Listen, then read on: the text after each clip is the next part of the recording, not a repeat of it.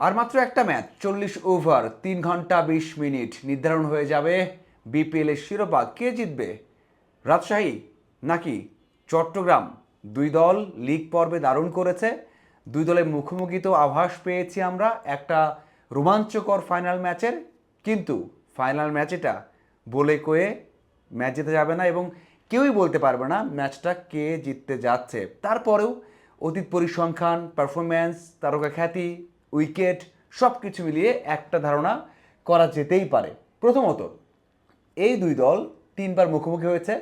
প্রথম ম্যাচে 128 রান করেছিল রাজশাহী, চেস করতে নেমে শেষ বল পর্যন্ত লড়াই করতে হয়েছে, শেষ বলে 8 উইকেট হারিয়ে জয় তুলে নিয়েছিল চট্টগ্রাম।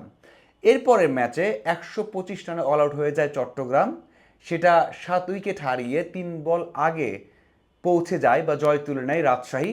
সবশেষ যে ম্যাচটা হয়েছে কোয়ালিফায়ার 1, সেখানে আমরা দেখেছি লো স্কোরিং ম্যাচ, 133 করেছিল রাজশাহী এবং সেই রান চেস করতে নেমে 3 বল আগে জিতেছে চট্টগ্রাম। যদি ওই ম্যাচে মাহেদি 9 বলে 19 বা 20 না করতো তাহলে ওই ম্যাচটাও কিন্তু হারতে পারতো চট্টগ্রাম। মানে তিনটে ম্যাচই ক্লোজ হয়েছে, তিনটে ম্যাচই হয়েছে লো স্কোরিং।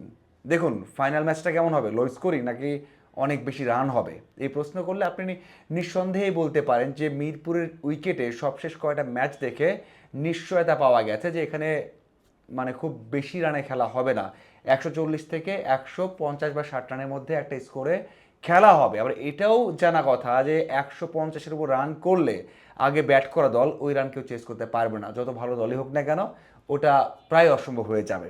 তো সেই দিক থেকে যে কোনো দল চাইবে টস জিতে হয়তোবা বল করতে, বাট আমার মনে হয় সেই দলটাই ভালো করবে যে দল আগে ব্যাট নেবে, উইকেট একটু ভালো থাকবে শুরুর দিকে, সেই ভালো থাকা বা যতটুকু ড্যাম না হবে, অনেক বেশি আনইভেন না হবে, তার আগেই রান করে ফেলা। 150-60 করলে ম্যাচ জয় নিশ্চিত। সবশেষ ম্যাচ যেটা রাজশাহী করেছে সেটাই কিন্তু হতে পারে। এখন আসা যাক দুই দলের ভারসাম্য। আমি প্রথম কোয়ালিফায়ারের আগে বলেছিলাম যে এই দুই দলের লড়াই হচ্ছে রাজশাহীর ব্যাটিং এবং চট্টগ্রামের বোলিংয়ে। সেটাই হয়েছিল, ওখানে বোলিংয়ে জয় পেয়েছিল কিন্তু চট্টগ্রাম। এই ম্যাচে কি হবে? বিগ ম্যাচে সবচেয়ে বড় বিষয় হচ্ছে একটা এক্সপিরিয়েন্স। যে দলের ভারসাম্য যত বেশি, এক্সপিরিয়েন্স যত বেশি, তারাই কিন্তু জয় পায়। হ্যাঁ, হতে পারে একটা দিন ভালো গেলে সে দল জয় পেতে পারে, কিন্তু এখন যে স্কোয়াডটা আছে এটা যদি পাশাপাশি করা যায় তাহলে নিঃসন্দেহে নিঃসন্দেহে রাজশাহী এগিয়ে আছে। যদি ব্যাটিং লাইন আবার দেখি আমরা, তামিম ফারহান কি দারুণ টি-20 ব্যাটিং, সেই তুলনায় আমরা যদি মির্জা বেগ অথবা নাইমকে দেখি অনেক পিছিয়ে আছেন। এরপর কোনো কারণে ধরতে হলে মানে ইনিংস ধরতে হবে, সেখানে শান্ত আছেন, মুশফিক আছেন, সেখানে আছেন উইলিয়ামসন, সেখানে আছেন আকবর, সেখানে আছেন নিশাম, কি দারুণ স্কোয়াড। অন্যদিকে আসিফ, নওয়াজ, মাহাদি, এই স্কোয়াড কিন্তু সেখানে চট্টগ্রামের, যেখানে তারা কখনোই 150-60 রান চেস করতে পারবে না, পারেনি। এখানে যতগুলো ম্যাচ জয় পেয়েছে ভালো করছে বোলারদের কারণে, বোলাররা আগেই মোমেন্টামটা দিয়ে দিয়েছে, সেটা চেস করে ফেলেছে তারা খুব সহজেই। তো এখানেও এই কাজটা হবে, তবে আমার মনে হয় রাজশাহী অনেকটা এগিয়ে থাকছে, তাদের ব্যালেন্সটা ভালো, বৈচিত্র্য ভালো এবং এক্সপিরিয়েন্স হয়েছে এখন। নিশাম, উইলিয়ামসন যোগ হওয়ার পরে তারা ওয়ার্ল্ড কাপ ফাইনাল খেলেছে, বিভিন্ন লিগ খেলেছে, আইপিএল খেলেছে, মানে এক্সপিরিয়েন্স বলে শেষ করা যাবে না। এই এক্সপিরিয়েন্সটা অবশ্যই ম্যাটার করে। যদি উইকেট খুব বেশি না ভাঙে, খারাপ না হয়, আগে ব্যাট করে করে ওই যে প্রথম দ্বিতীয় কোয়ালিফায়ার যে জিতলো, হারিয়ে দিল আমরা দেখলাম সিলেটকে, ওই রকমই হতে পারে। তবে 130-এর নিচে রান করলে সেটা ডিফেন্ড করা খুবই টাফ হয়ে যায় ফাইনাল ম্যাচে। আমি যেটা বলতে চাই সেটা হচ্ছে এই যে ব্যাটিংয়ের ডেপথ, অন্যদিকে ব্যাটিংয়ের দুর্বলতা আছে চট্টগ্রামের, এটা বড় পার্থক্য, অন্যদিকে এক্সপিরিয়েন্সটা বড় পার্থক্য। আর একটা বিষয় হচ্ছে বোলিং ডিপার্টমেন্টে আরও একবার ভালো করতে হবে চট্টগ্রামে। যদি কোনো কারণে বোলাররা ফেল করে এই ম্যাচ জয় কোনোভাবে সম্ভব হবে না।